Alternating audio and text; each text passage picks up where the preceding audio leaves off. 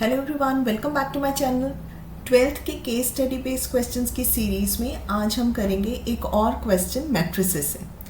देखो, इस टाइप के क्वेश्चंस के लिए आपके मैट्रिक्स से रिलेटेड बेसिक कंसेप्ट्स बिल्कुल क्लियर होने चाहिए।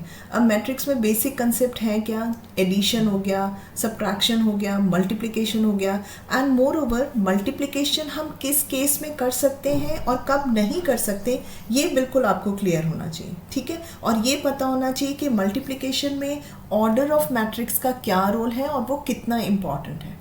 ठीक है, क्वेश्चन पढ़ते हैं। देखो क्वेश्चन देखो, a manufacturer produces 3 type of products namely nuts, bolts and nails. Annual sales in May and June is given in the table. ठीक है, ये क्वांटिटी दी है, how many pieces are sold. Month है मई एंड जून, और nuts को मैंने x से रिप्रेजेंट किया है, बोल्ट्स को वाई से और नेल्स को जेड से। ठीक है, ये टेबुलर फॉर्म में लिखा हुआ है। If unit sale price of X, Y and Z are ₹2.5, ₹1.5 and ₹1 respectively, then answer the following using the concept of matrices. ठीक है, this is our question. First part देखो क्या है, find the total revenue collected in May. Revenue यानी जब हमने ये quantity sell की है मई में, तो हमें कितना रेवेन्यू जनरेट हुआ। ये प्राइजेस दिए, sale prices for each article. ठीक है, अब यहाँ पे एक चीज़ देखो, क्लियर रखो कि जो हमारा आंसर है total revenue in the month of May, वो एक क्वांटिटी आएगी। ठीक है ना, आइदर 44,000 और 48,000, 46,000 और 53,000। तो अगर मैं ये मैट्रिक्स के फॉर्म में कर रही हूँ तो I will get a matrix of order 1 by 1। Clear है? तो यहाँ पे आप एक मैट्रिक्स का जो पॉइंट है वो आप देखो, मल्टीप्लिकेशन किस केस में हम कर सकते हैं। तो अगर मेरे पास एक मैट्रिक्स है ए, सपोज करो वो 2/3 की है, और उसे मैं एक बी मैट्रिक्स से मल्टीप्लाई कर रही हूँ ऑफ ऑर्डर 3/1। तो पहला केस कब मल्टीप्लिकेशन पॉसिबल है? Columns of first matrix should be equal to number of rows of second matrix, इस केस में है। ठीक है, तो yes, matrix multiplication is possible in this particular case.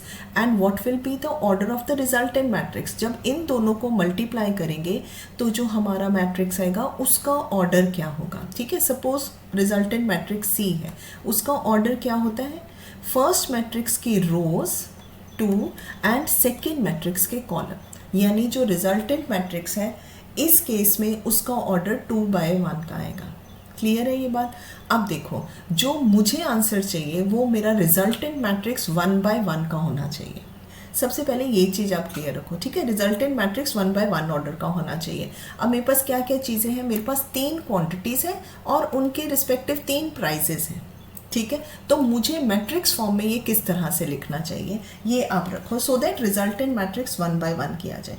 अब देखो, अगर मैं प्राइस जो है सेल प्राइस, ठीक है, 3 प्राइजेस हैं, इसे मैं अगर सपोज करो 1/3 के फॉर्म में लिखती हूँ, यानी 1 रो एंड 3 कॉलम्स, और जो क्वांटिटी है, ठीक है, इसे भी मैं मैट्रिक्स फॉर्म में लिख रही हूँ, इसे मैं 3/1 के फॉर्म में लिखती हूँ। तो देखो, मल्टीप्लिकेशन पॉसिबल है? यस पॉसिबल है, क्योंकि इसके कॉलम और इसके रो सेम है। एंड मोर ओवर जब इनको मल्टीप्लाई करेंगे तो जो रिजल्टेंट मैट्रिक्स आएगी वो आएगी हमारी 1/1 की। क्लियर है ना? ठीक है, तो अब मैं यहाँ पे सेल प्राइस लिखती हूँ एक्स वाई जेड की। फर्स्ट वाले की थी ₹2.50, सेकेंड वाले की थी 1.5 एंड थर्ड की थी 1। ये एक्स था, वाई और Z, nut, bolts and nails. ठीक है, और क्वांटिटी देखो क्या थी, आप ऊपर टेबल चेक कर लेना। मई के मंथ में एक्स की क्वांटिटी है 10,000, वाई था 2,000 एंड जेड था 18,000। ठीक है, ये मैंने क्वांटिटी लिख ली। अब सिंपल है, ये 2 मैट्रिक्स आ गए, इनको मुझे मल्टीप्लाई करना है। क्लियर है? ठीक है, तो अब मल्टीप्लाई करेंगे। अब मुझे ये चीज़ पहले ही पता चल चुकी है कि जो रिजल्टेंट मैट्रिक्स आएगी वो 1/1 की आएगी। मल्टीप्लिकेशन होपफुली आप लोगों को आती है कि how do we multiply 2 matrices. ये रो है हमारी, ठीक है, इसको हमने ऐसे लिख लेना है। तो यानी 2.5 multiplied by 10,000, that will be 25,000। First element का फर्स्ट हो गया टर्म ये 25,000 plus this 1.5 into 2,000। Simple multiplication of matrices है, ये हो जाएगा आपका 3,000 and 1 into 18,000, that is equal to 18,000। और ये 1/1 की मैट्रिक्स है। ठीक है ना, तो कितना ऐड कर दिया हमने इनको, 25,000, 3,000 and 18,000, which comes out to be 46,000। This is your answer, 1 by 1 की मैट्रिक्स आ गई, ठीक है ना। अगर ये सिंपल एल्जेब्रा होता है तो आप सबको ये कैलकुलेट करना आता है, 2.5 into 10,000 plus 1.5 into 2,000 plus 1 into 18,000। बस इस केस में आपको मैट्रिक्स मल्टीप्लिकेशन का कंसेप्ट यूज़ करना है, तो हमने इस तरह से किया है। Your final answer is 46,000 which is option, आप चेक कर सकते हो यहाँ पे, इट्स ऑप्शन सी। क्लियर है आपको? ठीक है, नेक्स्ट क्वेश्चन देखते हैं। इस क्वेश्चन का सेकेंड पार्ट है find the total revenue in the month of June. Exactly same है, उसमें मई का हमें निकालना था, सेकेंड पार्ट में हमें जून का निकालना है। ये वैल्यूज़ दी हुई हैं जून के मंथ में जो सेल हुई है नट्स की, जिसको मैंने एक्स से रिप्रेजेंट किया है, 6,000 आर्टिकल्स है, वाई यानी बोल्ट्स के 20,000 है, और जेड यानी नेल्स के 8,000 है।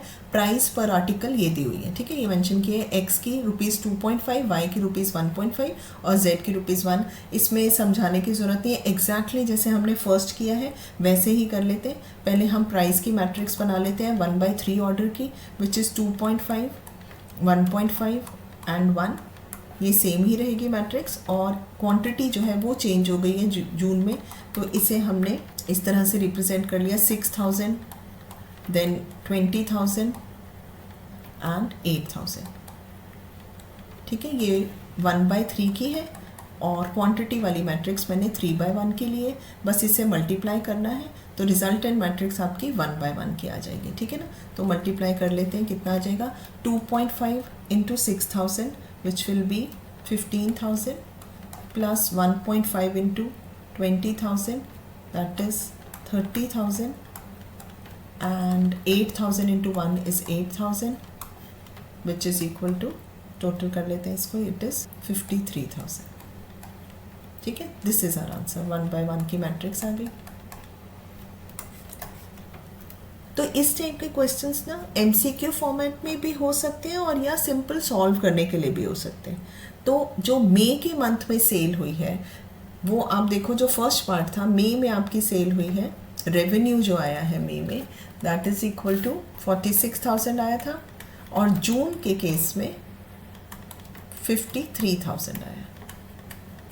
ठीक है, क्लियर है ये? एग्जैक्टली फर्स्ट और सेकेंड पार्ट दोनों सेम ही थे, उसमें हमने मई का निकालना था, सेकेंड पार्ट में हमने जून का निकाला है। अब थर्ड पार्ट देखते हैं क्वेश्चन का। थर्ड पार्ट है, if the unit cost of X Y and Z is ₹2, ₹1 and 50 paisa respectively, then find total profit for May and June. इस केस में हमें प्रॉफिट निकालना है, तो सिंपल सी बात है, हमें पहले पता होना चाहिए कि what is profit. So what is profit? Gross profit is equal to revenue minus cost. ठीक है, रेवेन्यू हम सेपरेटली मई और जून का हम फाइंड कर चुके हैं, ठीक है ना। मई का कितना आया था, अभी मैंने ऊपर लिखा है, मई का था 46,000 और जून का था 53,000। ये हमने फर्स्ट और सेकेंड पार्ट में कैलकुलेट किया है रेवेन्यू। अब इन्होंने यहाँ पे कॉस्ट दी हुई है, तो दोनों मई और जून की हम कॉस्ट निकाल लेते हैं। टोटल प्राइस दी हुई है हमें पर आर्टिकल, कॉस्ट प्राइस पर आर्टिकल दिया है। ठीक है, तो देखो अब मई का अगर मैं केस लूँ तो नंबर ऑफ आर्टिकल्स थे उसमें 10,000, ये एक्स थे, वाई था 2,000 और जेड था 18,000, और जून के केस में 6,000, 20,000 एंड 8,000। ठीक है, ये नंबर ऑफ आर्टिकल्स थे, तो ये मैंने इसे मैट्रिक्स फॉर्म में लिख लिया, दिस इज 2/3 मैट्रिक्स। और यहाँ पे मैं इसे, अब आप देखो रिजल्टेंट 2/3 है, तो ये वाली मैट्रिक्स 3/something होना चाहिए। जो मेरा रिजल्टेंट आएगा उसमें मई की कॉस्ट अलग और जून की अलग आएगी, तो वो इस फॉर्म में आएगा, यानी 2/1 का। ठीक है, तो it should be of order 3/1। ये क्या है? कॉस्ट प्राइस, वो हमें दी हुई है ₹2, ₹1 एंड 50 पैसा। क्योंकि मैं रुपीज़ में लिख रही हूँ तो 50 पैसा को मैं ₹0.5 लिख लेती हूँ, और बस इन दोनों को हम मैट्रिसेस को अब हमें मल्टीप्लाई करना है। ठीक है, तो मल्टीप्लाई कर लेते हैं, कितना आ जाएगा देखो, 10,000 into 2 is equal to 20,000 plus 2,000 into 1 is 2,000, ये फर्स्ट टर्म आ रही है, 18,000 इंटू हाफ इज 9,000। ठीक है, फिर second row, 6,000 into 2 is 12,000, 20,000 into 1 is 20,000 and 8,000 into half is 4,000. ये सॉल्व कर लेते हैं. कितना आ रहा है ये 20 + 2 + दिस इज़ इक्वल टू 31,000 और सेकेंड वाला ये आ रहा है 36,000.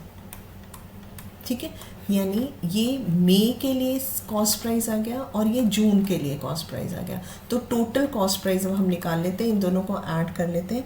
This comes out to be 67,000. तो मई और जून का इकट्ठे जो कॉस्ट प्राइस आ रहा है वो 67,000 आ रहा है. और टोटल जो रेवेन्यू था वो कितना था, अभी हमने ऊपर लिखा 46,000 + 53,000. This is total revenue 99,000. This is total revenue. This is total cost price. तो total profit, net profit कितना हो जाएगा? Profit will be selling price या revenue 99,000 minus 67,000, which is equal to 32,000. Clear है?